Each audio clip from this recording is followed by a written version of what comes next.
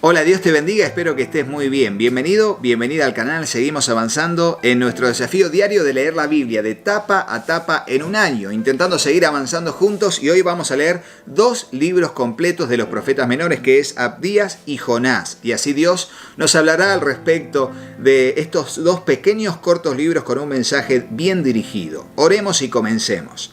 Señor, te damos gracias por este tiempo en que vamos a meditar en tu palabra y a leerla, Señor, sobre todo. Señor, te pedimos que nos hables y nos instruyas en tu voluntad, y por eso, Dios, aquí está nuestro corazón como una tierra fértil, donde tu palabra, tu semilla será sembrada. Te ruego, Dios, que allí pueda germinar, crecer y dar fruto al 100, al 60 o al 30 por uno, conforme sea tu propósito y nuestra fe en tu palabra. Te lo pedimos en el nombre de Jesús y juntos decimos amén y amén. Y así leemos el libro de Abdías, cuyo autor es Abdías, y la fecha de escritura es indefinida, pero posiblemente poco tiempo después de la derrota de Jerusalén, en el año 586. Por eso se cree que Abdías también fue contemporáneo, junto con Habacuc, del profeta Jeremías, junto con Ezequiel y junto con Daniel en esa época. Y los temas son la traición, la justicia y la arrogancia. Y dice así: esta es la visión que el Señor soberano reveló a Abdías acerca de la tierra de Edom. O sea que es un mensaje dirigido a los edomitas, ¿sí? Dice: anuncio del juicio de Edom. Hemos oído un mensaje del Señor, que un embajador fue enviado a las naciones para decir: prepárense todos, convoquemos a nuestros ejércitos y ataquemos a Edom. El Señor dice a Edom: te haré pequeña entre las naciones, serás muy despiadada. Has sido engañada por tu propio orgullo, porque vives en una fortaleza de piedra y haces tu morada en lo alto de las montañas. ¿Quién puede tocarnos aquí en las remotas alturas?, te preguntas con arrogancia.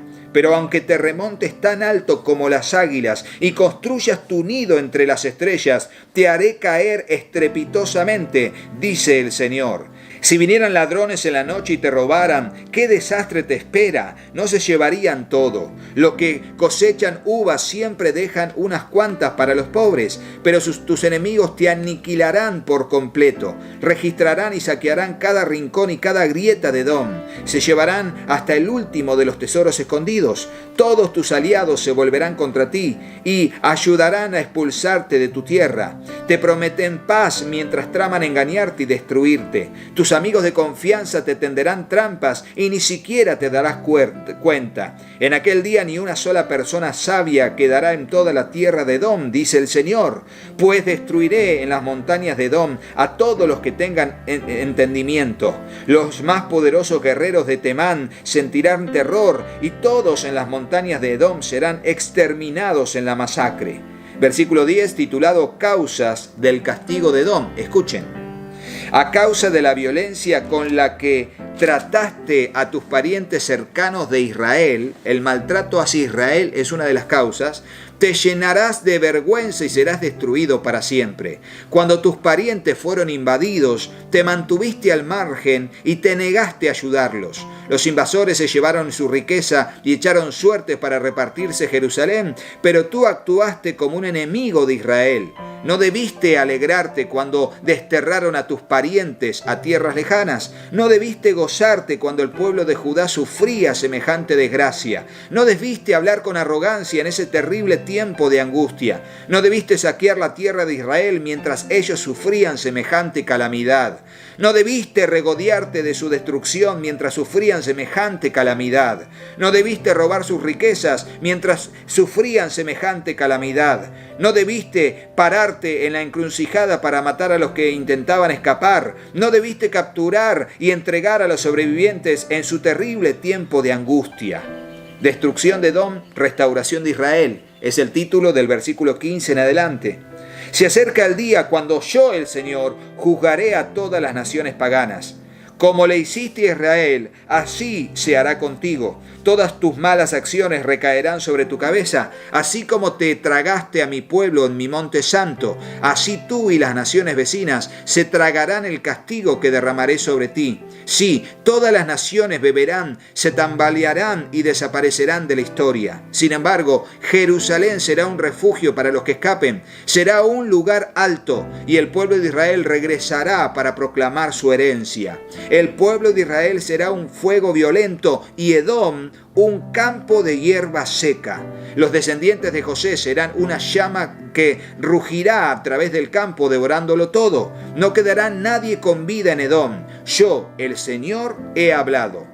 Entonces mi pueblo que vive en el Negev ocupará las montañas de Edom. Los que viven en las colinas de Judá poseerán las llanuras de los filisteos y se apoderarán de los campos de Efraín y de Samaria. Y el pueblo de Benjamín ocupará la tierra de Galaad. Los desterrados de Israel volverán a su tierra y ocuparán la costa de Fenicia hasta Sarepta al norte. Los cautivos de Jerusalén desterrados en el norte volverán a casa y repoblarán los pueblos del Negev. Los que hayan sido rescatados subirán al monte de Sión en Jerusalén para gobernar sobre las montañas de Edom. Yo, el Señor mismo, y el Señor mismo dice, será rey. Por eso esta es una profecía también donde se aplica en lo que llamamos, según el capítulo 20 del libro de Apocalipsis, el reino milenial de Cristo. Reinará Cristo por 1000 años. El Señor mismo será su rey. Y así pasamos al profeta Jonás, cuyo autor es el libro de Jonás, es Jonás mismo. El propósito es demostrar que Dios desea que todo el mundo lo conozca. Y los temas es la soberanía de Dios, el arrepentimiento, la compasión universal de Dios. Y el libro fue escrito entre el 785 y el 760 a.C., cuyo destinatario, digamos, es la ciudad de Nínive. Leemos el capítulo 1, Jonás huye del Señor. No sé si Jonás no será el libro más conocido de todos los profetas menores y más predicado. El Señor le dio el siguiente mensaje a Jonás, hijo de Amitai: levántate y ve a la gran ciudad de Nínive. Pronuncia mi juicio contra ella, porque he visto lo perversa que es su gente. Entonces Jonás se levantó y se fue en dirección contraria para huir del Señor. Descendió al puerto de Jope, donde encontró un barco que partía para Tarsis. Pagó su pasaje, subió a bordo y se embarcó rumbo a Tarsis con la esperanza de escapar del Señor. Ahora bien, el Señor mandó un poderoso viento sobre el mar, el cual desató una violenta tempestad que amenazaba con despedazar el barco. Temiendo por sus vidas, los desesperados marineros pedían ayuda a sus dioses y lanzaban la carga por la borda para aligerar el barco. Todo esto sucedía mientras Jonás dormía profundamente en la bodega del barco. Así que el capitán bajó a buscarlo. ¿Cómo puedes dormir en medio de esta situación?, le gritó. Levántate y ora a tu Dios, quizás nos preste atención y nos perdone la vida. Entonces la tripulación echó suertes para ver quién había ofendido a los dioses y causado tan terrible tempestad. Cuando lo hicieron, la suerte señaló a Jonás como el culpable. Así que los marineros le reclamaron: ¿por qué nos ha venido esta espantosa tormenta? ¿Quién eres? ¿En qué trabajas? ¿De qué país eres? ¿Cuál es tu nacionalidad? Soy hebreo, contestó Jonás, y temo al Señor, Dios del cielo, quien hizo el mar y la tierra. Los marineros se aterraron al escuchar esto, porque Jonás ya les había dicho y los había contado que huía del Señor. ¡Ay, por qué lo hiciste!, gimieron.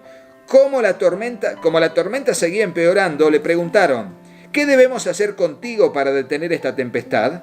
Échenme al mar, contestó Jonás, y volverá a la calma. Yo sé que soy el único culpable de esta terrible tormenta. Sin embargo, los marineros remaron con más fuerza para llevar el barco a tierra, pero la tempestad era tan violenta que no lo lograron. Entonces clamaron al Señor, Dios de Jonás. «Oh Señor», le rogaron, «no nos dejes morir por el pecado de este hombre y no nos hagas responsables de su muerte. Oh Señor, has enviado esta tormenta sobre él y solo tú sabes por qué».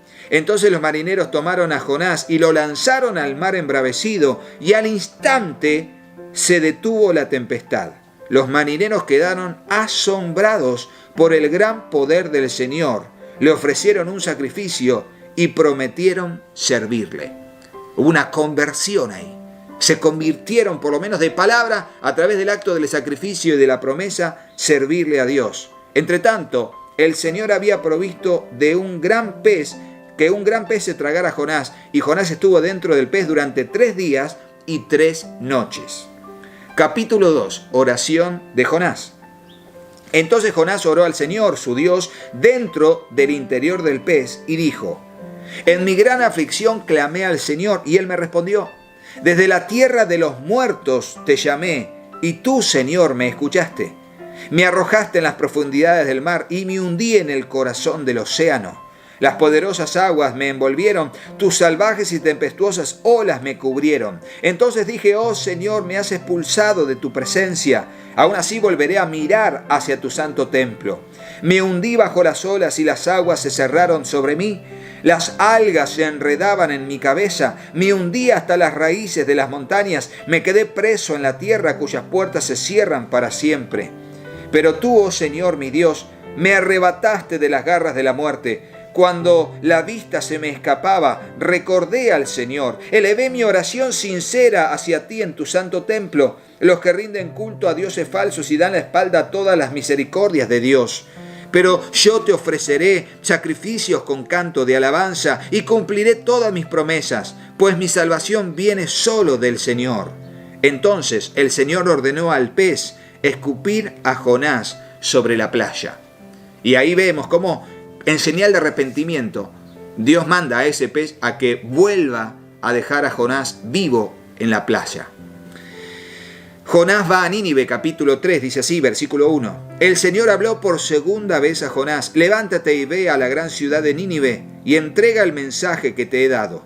Esta vez Jonás obedeció el mandato del Señor y fue a Nínive, una ciudad tan grande que tomaba 3 días recorrerla toda. El día que Jonás entró en la ciudad proclamó a la multitud: dentro de 40 días Nínive será destruida. Entonces la gente de Nínive creyó el mensaje de Dios y desde el más importante hasta el menos importante declararon ayuno y se vistieron de tela áspera en señal de remordimiento.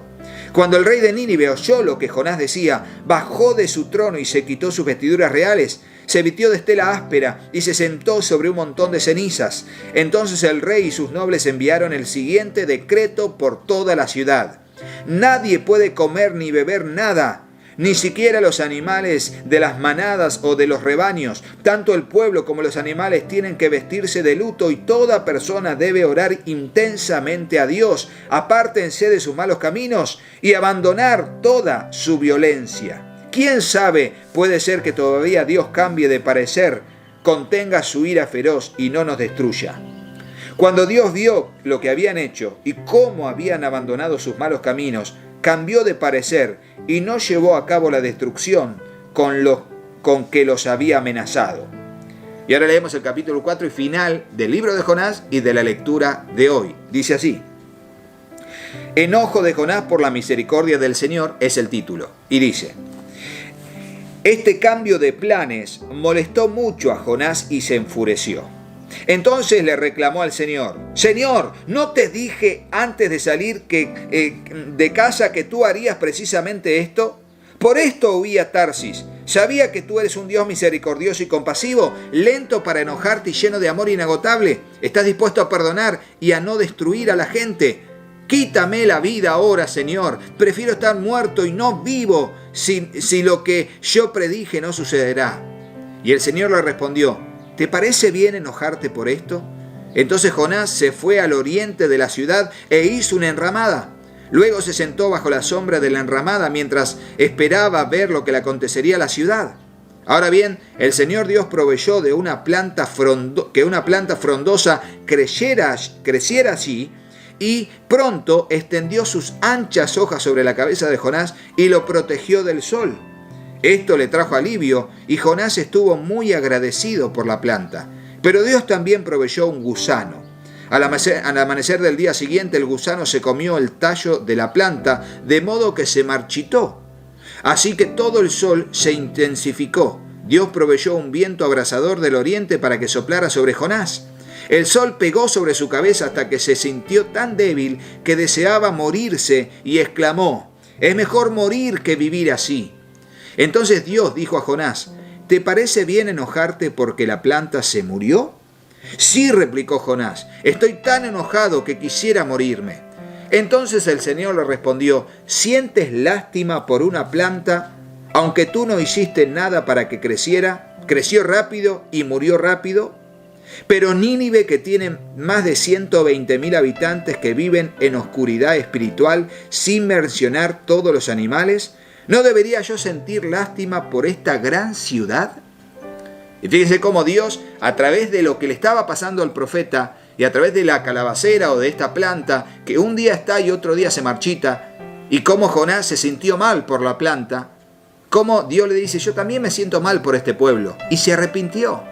Y quiere enseñarle a Jonás a tener misericordia. No olvidemos esto, Nínive era la capital del imperio asirio, era un gran enemigo. De hecho, Dios había profetizado que usaría a los asirios para destruir a Israel. Y Jonás dice, estos son enemigos, yo no quiero hablarle a los enemigos, no quiero ir y que se arrepientan. Quiero que Dios los destruya, porque son los enemigos del pueblo de Israel. Son arrogantes enemigos que deben ser destruidos. Por eso, como sabía Jonás que Dios era misericordioso, él dijo, me voy para otro lado, voy a huir de la presencia de Dios porque no quiero dar un mensaje para que Dios los perdone y no los destruya. Bueno, así Dios trató con el profeta. Y a veces así tiene que tratar con nosotros en la iglesia, donde falta pasión por las almas. En vez de ver personas necesitadas de salvación, vemos personas que están practicando injusticia y lo que queremos es que Dios los destruya, que Dios los destruya. A los del pañuelo verde, a los pecadores, a los injustos, a los corruptos del gobierno. Y en realidad lo que tenemos que hacer es presentarles el mensaje del Evangelio, porque de Dios es la obra. Y el que parece que no se va a arrepentir, Dios lo toca y se termina arrepintiendo. Y eso es algo que tiene que alentarnos a seguir predicando el mensaje del Evangelio. Como dijo el apóstol Pablo, ay de mí si no predicar el Evangelio. Pero ¿cómo oirán si no hay quien les predique? Y ahí estamos vos y yo con esta comisión. Ir por todo el mundo y predicar el Evangelio a todos. A los buenos, a los no tan buenos, a los malos y a los peores de los malos. Si te gustó el video, ponle me gusta, suscríbete al canal y activa la campanita para que te lleguen todas las notificaciones de los videos que a diario subimos al canal, y aprovecha todas, pero todas las listas de reproducción que tenemos en el canal, que están en el perfil y estas que están aquí, hay muchas más, con un montón de videos para bendecir y edificar tu vida con el contenido. Será hasta mañana, Dios mediante. Chau, chau.